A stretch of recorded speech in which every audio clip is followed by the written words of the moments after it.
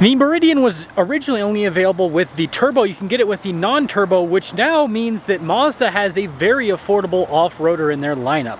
I'll include a link to the Southtown Mazda's website in the description down below. They're providing us with this Meridian. Let's get right into it.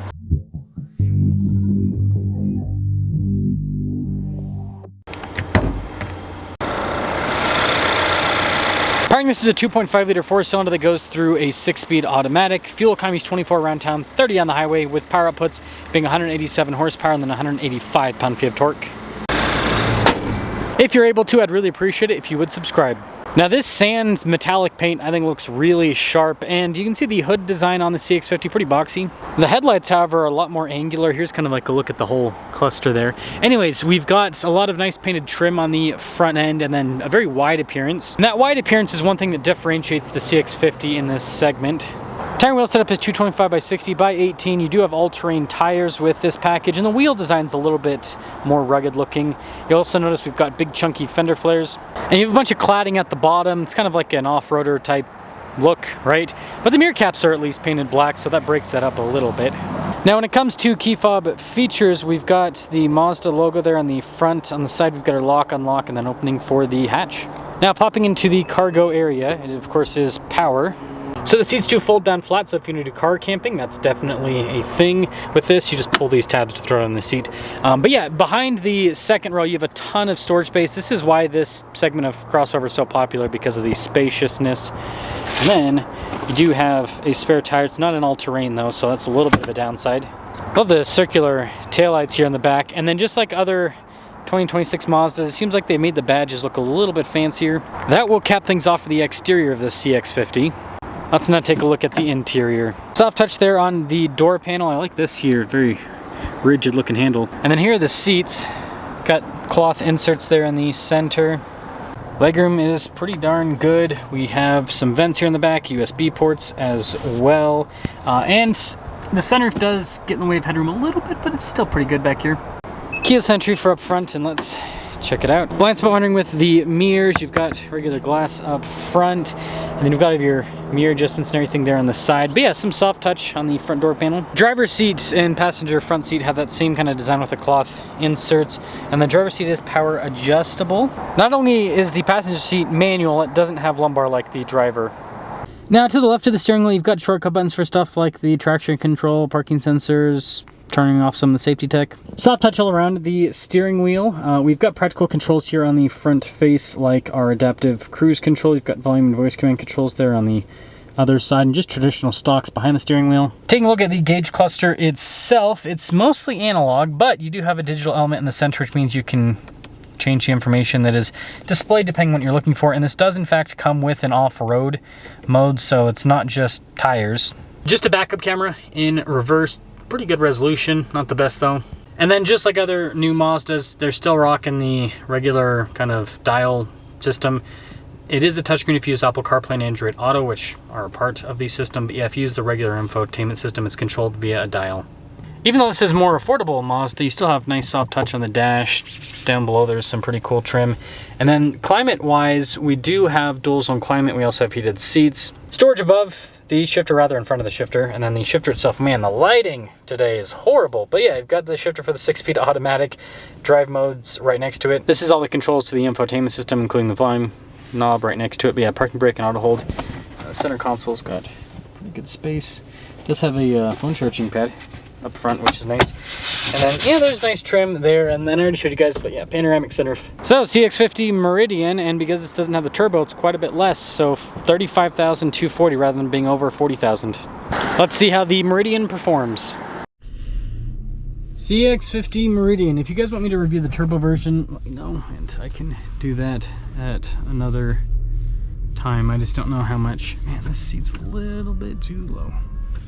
I just don't know how much of demand there is to look at that version, because the car is very similar, it just has turbo basically, so more power. Now I think that the reason why Mazda released this is because the original Meridian didn't really do all that well. Like not many people are going into Mazda dealers and buying them, so they're like, okay, it's probably a pricing thing, so we'll make a more affordable version and it should sell better. I think it'll help out to an extent, but I'll talk about why I think it won't happen as much as they think and what I think they should do. because I'm the end all be all. So, first off, you are going to get some more tire noise with these all-terrain tires compared to the street tires that you get on the other CX-50s, so that is something to consider. I don't know, it's not that bad, but I don't know how important that is for people that are buying Mazdas. That's the one thing, whenever you add all-terrain tires or something, they are going to be noisier than street tires. And they're going to be, you know, over some of the road and everything, they're going to be a little bit choppier. This is still more than comfortable enough. Now, because this is not paired to a CVT like most of the competition, it feels really good. Power delivery feels strong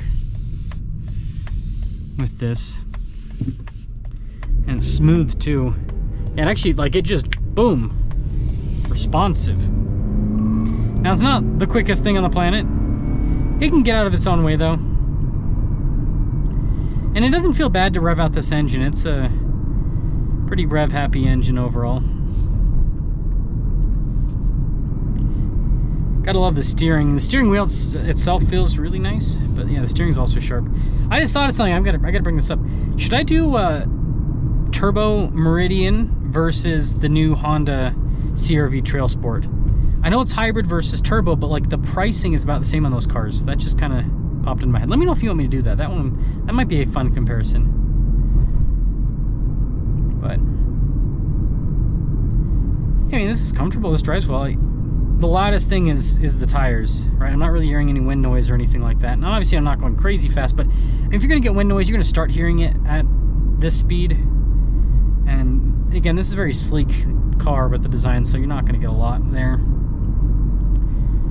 But yeah, it does drive well. So, Mazda, if you actually want to sell these, here's what you got to do. You got to do a little bit of style marketing. That is why the Meridian is not selling. It's not because it's not a good car, it's because there's not enough style marketing. Here's what I mean by this. If you look at most of the off-roaders today that are kind of like these crossover off-roaders, is what I'll call them, the soft-roaders, they're overstyled. They're massively overstyled, but that's why people are buying them, because it looks different from the base car, so it feels kind of special, and you know, they're overstyling kind of like the ruggedness. Like, look at the new not the Santa Fe. Well, yeah, you could do the Santa Fe XRT, or like the new Palisade XRT from Hyundai. Like, they got these giant tow hooks just on the front end, absolutely massive out there, and they're colored, and it's completely unnecessary. But it's like, it's an off-roader. Look at Chevy with like the Tahoe. That's obviously not a crossover, but the Z71 Tahoe. So many people buy that, not because they're ever going to take it off-road, but because with the kind of like, even though it's not a real skid plate, with the front end looking like it's got this aggressive skid plate and recovery points, it's like, oh, this is a beefy off-roader, right? Makes the soccer mom feel like she's in something tough and rugged. So that's what you got to do, Mazda, if you want these to sell, right? This has obviously got the practicality that makes this a little bit better off-road compared to a regular CX-50. But if you want, you've got to appeal to people's visual senses with this. You got to make them feel like they're in an off-roader, because again, this is ultimately a crossover at the end of the day. It's not a real off-roader. So, you know, probably some tow hooks, maybe do a fake little skid plate. Yeah, it's gimmicky, but it works. It sells cars. It certainly sells cars.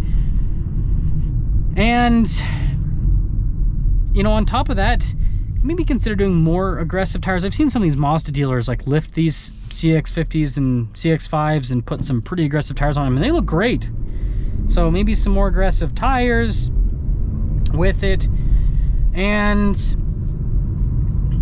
yeah, I mean, if you do that, if you just make it look the part more so, and maybe, you know, as part of the accessory kit, right? Because I know these can come with a roof rack.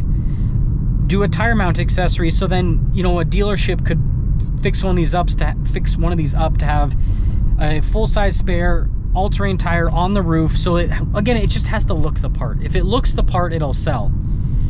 So that's just my 2 cents. I think it's a cool car, and it's very unique because Toyota got rid of the RAV4 TRD. Honda's doing the CR-V Trail Sport, but other than that, I mean, the Tucson XRT isn't really got any off-road stuff added to it. Yeah, there's not really I mean, Subaru, obviously. Subaru at the Wilderness. And that's like probably the best example. Like, Subarus have like 0 horsepower. They have CVTs. They're expensive as can be. I mean, this is a bigger car than a Crosstrek Wilderness, and this is more powerful, like as powerful as a actually, you know, this has more horsepower than a Crosstrek Wilderness and has a real transmission. And the Crosstrek Wilderness is more money and people are buying those. So like, that's, okay, Mazda, there you go. That's your example. Subaru is selling a CX-30 competitor for the same amount of money that you're charging for this. And they're selling it because it's crazy overstyled. Do the styling thing if you want to sell these. There you go. There's my argument.